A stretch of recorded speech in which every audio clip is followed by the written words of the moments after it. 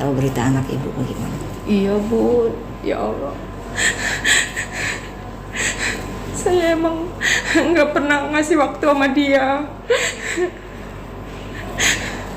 Saya tahu dari sekolah sini saya seneng Bun. Saya nggak tahu. Saya taunya ya dia cuma sekolah, terus aktif kayak biasa, nggak ada capek gitu loh. Nggak tahu kalau dia pakai ini. Kalau tahu gejala-gejalanya kayak apa, pasti saya langsung tegor gitu, saya langsung bilangin kalau kamu tuh udah begini, kamu apa gitu. Makanya terima kasih pas tahu dipanggil, kirain saya bolos. Dia nggak pernah bolos, saya antar terus, kecuali bilangnya eskul baru. Ya nggak ada gejala apa sih Bun. Dia ini aja aktif kayak biasa gitu, cuma nggak ada lelah terus gitu, nggak ada aktif terus, nggak tahu kalau pakai obat itu. Makanya terus saya kelanjutannya gimana Bun? Nggak dikeluarin kan anak saya? Enggak Bu, justru tujuan kita untuk ini bukan untuk setelah terdeteksi anak kita keluarkan, enggak. Justru anak kita rangkul Bu. Jadi saya takutnya dikeluarin. Enggak Bu, kita nggak seperti itu. Justru kita menemukan, kita prihatin, kita terlihat nih anak-anak, kok kondisinya anak-anak kayaknya mengkhawatirkan buat saya. Gitu. Terus ya kita cari solusi gimana nih caranya untuk mendeteksi bahwa apakah mereka begini karena menggunakan atau tidak. Yang pastinya orang tua nggak paham ya. Iya. Orang tua taunya dia sekolah, nggak tahu kalau di keluar sekolah eskul itu, nggak taunya mungkin dia beli gitu loh Bun, di mana gitu kan. Saya nggak merhatiin. Dia sudah lama Bu menggunakannya. Atas pengakuannya dia menggunakannya sudah lama. Ya beruntung cepat diidentifikasi ya Bu ya, cepat ketahuan. Iya, saya makasih banyak ya Bun ya. Kalau enggak kan lebih sulit nanti. Iya. Ya kebetulan kita ada setelah anak yang sudah dipastikan memang menggunakan positif ya Bun. Positif menggunakan, akan kita rehabilitasi nanti. Baik. Gitu. Nah kita rehabilitasi, minta bantuannya juga dengan orang tua. Baik Bun, saya serahkan ke Bunda semuanya. Pasti Bunda kasih yang terbaik untuk anak saya biar gak pakai lagi gitu loh Bun. Ya selama 3 bulan ini juga ya, karena kan mereka dalam proses ya Bu ya. Iya. Dalam proses rehab.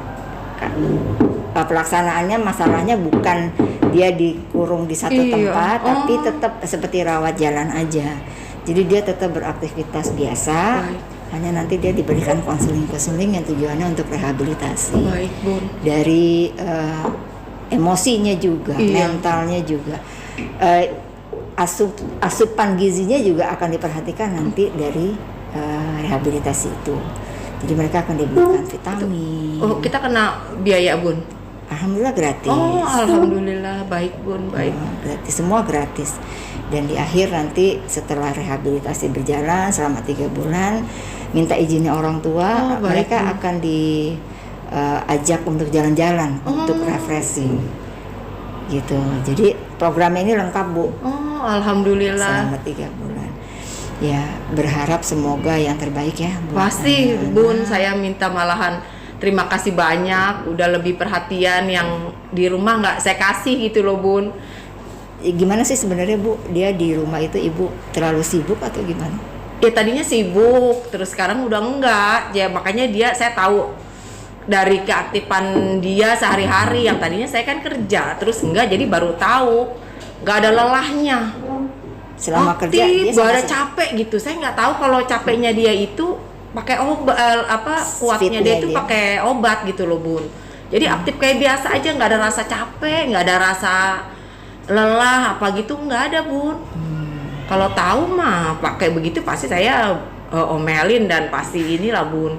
Memang yang dia pakai jenisnya psikotropika Bu. Jadi yang memang bahaya banget ya Bun. Sebenarnya obat itu kalau digunakan dengan dosis yang tepat menolong kita. Tapi biasanya kalau yang seperti anak-anak itu kan dia sudah penyalahgunaan ya Bu ya. Jadi itu tetap buntutnya bahaya karena dia akan mengkonsumsi terus dan dosisnya terus akan bertambah. Itu yang dikhawatirkan, bisa merusak organ-organ tubuh lainnya. Jadi jenis psikotropika itu mereka memaksa tubuh, istilahnya gitulah ya, kalau orang awam bilang memaksa tubuh untuk bekerja lebih berat dari normalnya. Jadi misalnya ibu biasanya lari 1 jam udah capek, dengan itu bisa 10 jam juga nggak capek. Nggak ada lelahnya. Saya Tapi kan nggak badan ada diforsir. lelahnya. Iya, badan kan diforsir jadinya. Nah, itu yang dikhawatirkan bisa terjadi kerusakan pada organ tubuh. Ya beruntung diketemukannya Iya. cepat diidentifikasi. Ya, jadi cuman nanti PR kita nih Bu, setelah mereka lulus 3 bulan, nah itu PR kita juga berat. Mengawasi si anak agar tidak kembali menggunakan. Jadi tidak ketergantungan ya dok, Iya. Bun. Ya, ketergantungan sih kalau kita lihat dia sudah pakai berapa lama sih sudah pasti Bu. Cuman rehabilitasi ini kan salah satunya adalah tujuannya untuk mendetoksifikasi dia supaya dia tidak menggunakan dan darahnya tuh bersih dari racun-racun itu, jadi nggak kepengen lagi gitu. Cuma kalau dia masalahnya adalah pengguna ini memiliki buntutnya adalah ada sugesti. Nah, yang sugesti ini yang tidak bisa hilang. Saya nggak tahu kalau untuk yang baru pemakaiannya aduh itu dari SMP ya Bu? Iya. Sudah berjalan Kelas 1 tahun. SMP. Sudah mungkin 1 tahunan ya. Iya, Jadi, setahun. itu apakah sugestinya itu sudah kuat atau belum? Itu beda-beda setiap anak. Ya semoga sih enggak. Karena sugesti itu memang nggak bisa susah dihilangkan. Iya. Untuk sugesti ya. Kalau untuk apa sih, kayak kalau misalnya istilahnya sakau ya. Kalau sakau itu setelah dia proses detox selesai udah badan udah nggak akan nagih gitu. Tapi Kalau sugestinya itu yang sugesti susah. yang susah untuk menormalkan kembali ya. Iya, keinginan untuk pakainya itu. Jadi lebih ke keinginannya, bukan karena badan yang nagih. Gitu. Itu yang berat Bu. Setelah proses rehabilitasi biasanya. Karena kan setelah selesai 3 bulan nih kembalikan lagi ke orang tua kan. Iya. Gitu. Jadi ya saling kerjasama ya Bun ya. kerjasama dalam arti di rumah yang memantau bagaimana. Ibu Iya. sekarang udah gak kerja tapi ya. Udah enggak. Waktu emang sebelumnya dia sama sekali tidak, ibu kerja sibuk sama sekali tidak dalam pengawasan ibu. Ya kan sama tantenya. Jadi saya ya cuma tempat tinggal, dia sama nenek sama tantenya. Oh gitu. Jadi yang tahu gitu. Karena merasa cuma udah diantar sekolah, udah pulang, ntar waya dijemput di sekolah itu lagi gitu. Di sekolah lagi, itu yang sisa dari itunya, dari dia mungkin udah kemana, jadi jemput lagi di sekolah, ekskulnya taunya di sekolah. Padahal sebelumnya dia udah pergi.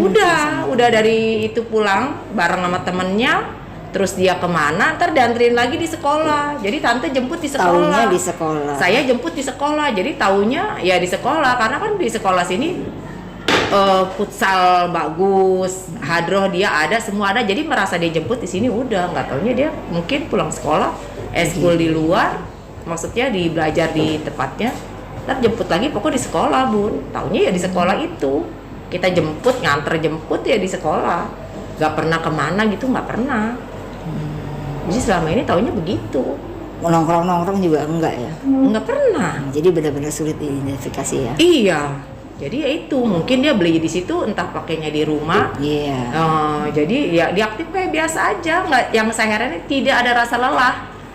Jadi kalau orang-orang mungkin ada rasa capek, ngantuk. Terus sama dia bilang, kenapa ya aku kok tidur malam tuh, tidur cepet tuh aku susah gitu, nggak bisa gitu. Ibu berapa putranya Bu? 2. Ini Aldi anak pertama, kakak anak pertama, adik SMP kelas 1. Kalau adiknya kira-kira bagaimana? Kalau adiknya ya karena perempuan ya Bu, jadi beda ya? mandiri lebih ini, dan dia belum kayak kakaknya gitu. Jadi kakaknya jauh karena ya mungkin dia tahu, oh nih kalau aku kontrolnya tuh di sini, makanya dia pinter. Di sekolah dia di luar, di sekolah lagi gitu. Iya, karena kalau secara akademis ya Bu, kalau dilihat memang anaknya itu bukan, mohon maaf, bukan anak yang bodoh, dalam arti dia cepat menangkap materi gitu. Jadi bukan anak yang istilahnya kurang. Jadi sayang kalau seandainya dikotori dengan hal-hal seperti itu. Iya. Gitu. Ya bersyukurlah, alhamdulillah Ibu juga mau bekerja sama. Iya, percaya sayang, dengan terima kami. kasih banyak Bun. Jadi belum sampai anak saya tuh kejeblos lah bahasanya gitu. Jangan, maksudnya yang lebih tahu lah, bunda kan sekolah itu rumah kedua dan bunda tuh ibu, malah jadi ibu yang kedua gitu, yang pertama dari ibu yang kedua, karena kan semua yang ngerti bunda gitu loh. Dengeran kata-kata bunda dari kata mamahnya kan pasti gitu. Malah lebih takut kata bunda dari kata mamahnya kan gitu. Jadi saya yang senang gitu, yang ya semuanya deh nggak bisa dibilang bun. Jadi emang ya antara sedih, senengnya ya seneng belum kelewat jauh gitu loh. Kalau anak saya tuh pakai obat itu gitu. Kalau kelewat jauh kan pasti udah juga urusannya juga susah pasti kan. Saya makasih banyak loh bun, udah bunda waktunya lebih banyak lah buat anak saya daripada saya, seperti itu bun. Ya mudah-mudahan ke depan nggak ya Bu. Iya baik. Kita sama-sama memberikan waktu buat anak, karena intinya adalah memang perhatian. Baik. Perhatian dari orang tua gitu. Ya kita selaku orang tua di sekolah berusaha maksimal walaupun anak kita banyak nih. Iya. Tapi ya intinya sih gitu, mereka hanya perlu diperhatikan. Makanya mungkin dia beralih untuk menggunakan itu mungkin karena ibu terlalu sibuk. Iya. Tidak ada waktu buat dia. Sepertinya dia merasa tidak diperhatikan. Iya. Gitu. Padahal ibu perhatikan dengan cara yang berbeda. Iya, ya pastilah setiap orang tua. Fasilitas. Iya, pastilah setiap orang pasti nggak, orang tua pasti. Ternyata dia nggak mau itu ya bun. Iya, memang anak-anak lebih butuh kepuasan mental. Walaupun hanya dengan ditegur ya bun. Iya, kadang-kadang kita juga gitu, cuman kamu kok ganteng banget hari ini gitu aja mereka sudah merasa senang gitu. Jadi kita sih berusaha maksimal apa yang kita bisa berikan buat mereka gitu. Ya berharap kedepannya dengan program ini anak ibu bisa lebih baik, bisa berprestasi maksimal, karena memang anaknya bukan anak yang kurang gitu. Jadi makasih ya Bu. Sayang kalau misalnya akhirnya dia terjerumus lebih jauh. Iya Bun. Terima kasih banyak ya Bu. Mohon saya makasih banyak Bunda. Nanti proses rehabilitasinya itu kan 3 bulan Bu ya. Iya. Jadi di awal mereka akan dikonseling di sekolah. Jadi konselornya akan datang berkala ke sekolah. Dia akan dipanggil, dikonseling. Di akhir konseling mereka akan diajak jalan-jalan. Baik. Gitu. Nah ini mohon izin juga dengan orang tua. Mohon kepercayaannya, kita akan jaga mereka untuk jalan-jalan ke Bogor untuk melakukan alam jeram. Refreshing ya. Refreshing. Jadi mereka setelah 3 bulan dicekokin istilahnya, mereka suruh berubah. Akhirnya diajak senang-senang. Baik. Gitu. Begitu aja Ibu. Terima kasih banyak. Makasih banyak ya Bun. Iya, sehat-sehat Ibu. Amin. Doa yang sama buat Bunda ya Bun. Amin.